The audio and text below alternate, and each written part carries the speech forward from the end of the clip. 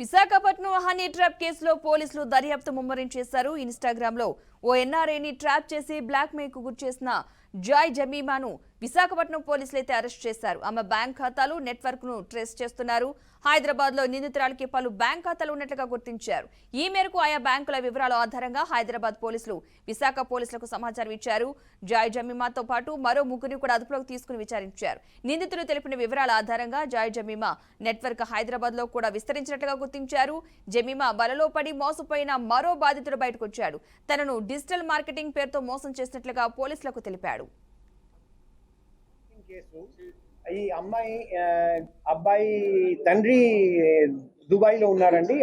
అబ్బాయి తల్లి వచ్చి మొత్తం ఈ విషయం చెప్పి ఏం చెప్పారంటే ఆ అమ్మాయితో కలిసి వచ్చాడండి తల్లిదండ్రుల మీద కంప్లైంట్ చేయడానికి. అంటే మీరు అర్థం చేసుకోండి, అబ్బాయిని ఏ విధంగా గ్రిప్ లో పెట్టారు.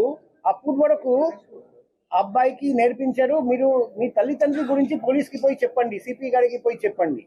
తర్వాత లోపలికి వచ్చి మాట్లాడుతూ ఉంటే స్లోగా ఆ మత్తు పదార్థం ఏదో పెట్టారు. ఆ ఇన్ఫ్లుయెన్స్ పోయిన తర్వాత మొత్తం అతనికి అంత మెమరీ రిటర్న్ వచ్చి స్లోగా మొత్తం చెప్పారు, ఎలా ఎలా ఎలా ఎలా ఇదంతా చేశారు. ఈరోజు మనం పేపర్లో చదివాం కదా, ఇదంతా చెప్తే మేము వెంటనే కేసు రిజిస్టర్ చేయమని ఆర్డర్ ఇచ్చాము.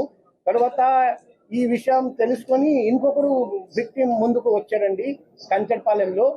అతన్ని కూడా అదే మాదిరిగా చాలా రోజులు ఇలాగే మత్తు పదార్థాలు ఇచ్చేసి మొత్తం డబ్బు లాక్కొని ఫ్యామిలీ నుండి దూరం చేసి ఇలాగే చేశారు. ఇప్పుడు మాకు తెలుస్తుంది ఆ గ్యాంగ్ లో చాలా మంది ఉన్నారు. వాళ్ళు ఇలాగే డబ్బు గల వ్యక్తులు ఎవరెవరు మేల్ మెంబర్స్ ని గుర్తిస్తారు, చేసి ఈ అమ్మాయిని వాళ్ళ దగ్గరికి పంపిస్తారు. అమ్మాయి ఫస్ట్ ఏదో ఇన్స్టాగ్రామ్ ఫేస్బుక్ ద్వారా పరిచయం అవుతుంది, లేకపోతే డైరెక్ట్ గా షాప్ దగ్గరికి వచ్చి మేము డిజిటల్ మార్కెటింగ్ చేస్తాం, మీ ప్రొడక్ట్ బాగా మార్కెటింగ్ చేస్తామని ఆ ముసుగులో ముందుకు వస్తారండి. వచ్చి తర్వాత స్లోగా ప్రేమించడం, ఆ నటించడం స్టార్ట్ చేసి తర్వాత ఇంటికి తీసుకెళ్తారు. తర్వాత ఫ్యామిలీ నుండి దూరం చేసి రెగ్యులర్ గా మత్తు పదార్థాలు ఇచ్చేసి ఫిజికల్ రిలేషన్షిప్ పెడతారు. తర్వాత పూర్తిగా అమ్మాయి హోల్డ్ కి వచ్చేస్తారు అబ్బాయి. ఇలా చాలా కేసులు జరిగాయని మాకు తెలిసింది. మేము ఒకటి విక్టిమ్స్ కూడా 1 by 1 బయటికి వస్తారని కొందరు భయపడుతున్నారు, మా మర్యాద పోతుందని అంత జరిగిందని. కానీ ఇద్దరు నిర్భయంగా ముందుకు వచ్చారని ఈ లేడీని మనం పట్టుకోగలిగాము. ఈ లేడీని పట్టుకోకుండా ఉంటే ఇంకా ఎంతోమంది వ్యక్తులకు ఈమె ద్వారా హాని జరిగేది. అది మేము ప్రివెంట్ చేయగలిగాము. ఇప్పుడు సర్చ్ లో కూడా incriminating documents, incriminating digital evidence దొరికింది. సో ఇదంతా మేము ఇప్పుడు విచారిస్తున్నాం, ఎఫ్ఎస్ఎల్ కి పంపిస్తాం. ఆ గ్యాంగ్ లో కూడా ఇంకా ఎవరెవరు ఉన్నారు, ఈ అమ్మాయితో పాటు చేతులు కలిపి ఇలా మోసం చేస్తున్నారు, ఎన్ని జీవితాలు నాశనం చేశారు, ఇంకా చేయబోతున్నారు, ఎన్ని ప్లాన్ చేశారు, ఇదంతా బయట వస్తుంది. మేము లోతుగా ఇన్వెస్టిగేషన్. విశాఖ హనీ ట్రాప్ కేసులో దర్యాప్తు ముమ్మరం చేసినట్లుగా తెలుస్తోంది. మొత్తంగా ఒక్కొక్కరుగా ఈ హనీ ట్రాప్ బాధితులైతే బయటకు వస్తున్నారు. ఇదే అంశానికి సంబంధించిన పూర్తి సమాచారాన్ని మా ప్రతినిధి బాలకృష్ణ అందిస్తారు. బాలకృష్ణ, చెప్పండి, ఈ కేసుకు సంబంధించిన ఇంకా పూర్తి అప్డేట్స్ ఏంటి? Good morning Padma.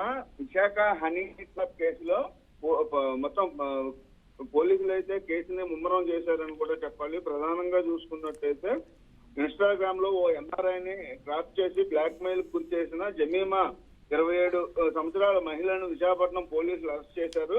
ఆమె బ్యాంక్ ఖాతాను నెట్వర్క్ ను కూడా ట్రాక్ చేస్తున్నారు. అయితే ఇందులో భాగంగా హైదరాబాద్ లో నిందితురాలకి పలు బ్యాంకు ఖాతాలు ఉన్నట్టుగా కూడా గుర్తించారు.